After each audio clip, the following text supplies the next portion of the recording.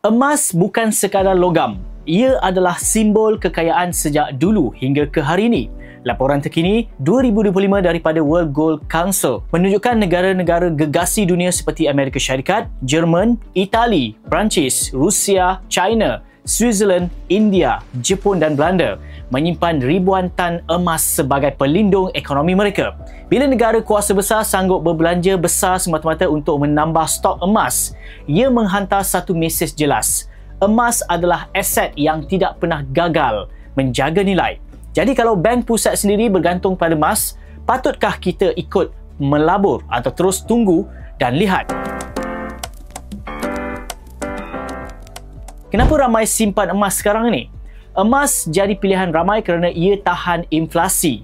Bila harga barang naik dan nilai duit menurun, emas tetap kekal kuat. Ia bukan je stabil, bahkan nilainya selalu je naik bila ekonomi tak menentu. Sebab itulah emas dianggap sebagai safe haven. Selain itu, emas juga pelaburan jangka panjang yang sangat trusted. Walaupun tak naik mendadak macam kripto ataupun saham, tapi daripada rekod 10 hingga 20 tahun sebelum ini jelas tunjuk betapa konsistennya nilai emas mampu meningkat. Satu lagi reason yang ramai tak sedar dari kelebihan simpan emas ini adalah ia didik diri kita untuk lebih berdisiplin urus duit. Duit dalam bank senang habis. Swipe saja hilang terus. Tapi emas lain, nak guna kena jual dulu. Proses itu buat kita lebih berhati-hati dan kurang berbelanja ikut emosi. Apa maksud emas patuh syariah? Dalam konteks Islam, emas dianggap sebagai barang ribawi, iaitu barang yang mesti dijual beli secara tunai dan jelas tanpa penangguhan. Berdasarkan hadis sahih, urus niaga emas perlu berlaku dengan serah terima segera. Harga dan beratnya mesti dinyatakan dengan tepat dan tidak boleh ada unsur riba.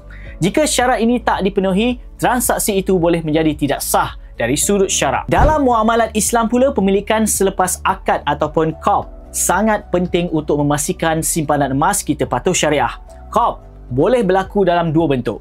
Qab hakiki, iaitu bila kita terima emas secara fizikal, dan qab hukmi, iaitu pemilikan sah walaupun emas belum berada di tangan, seperti akaun emas digital yang membenarkan pengeluaran pada bila-bila masa.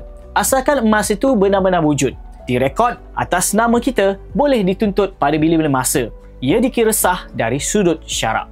Inilah asas utama dalam cara simpan emas patuh syariah. Sebab itulah jual beli emas mesti berlaku secara tunai dan tak boleh ada penangguhan. Platform seperti Cup Gold ataupun Public Gold memenuhi syarat ini kerana emas yang dibeli memang wujud dan direkodkan sebagai milik pembeli. Kita diberi hak penuh untuk ambil emas fizikal, menjualnya atau memindah milik bila perlu.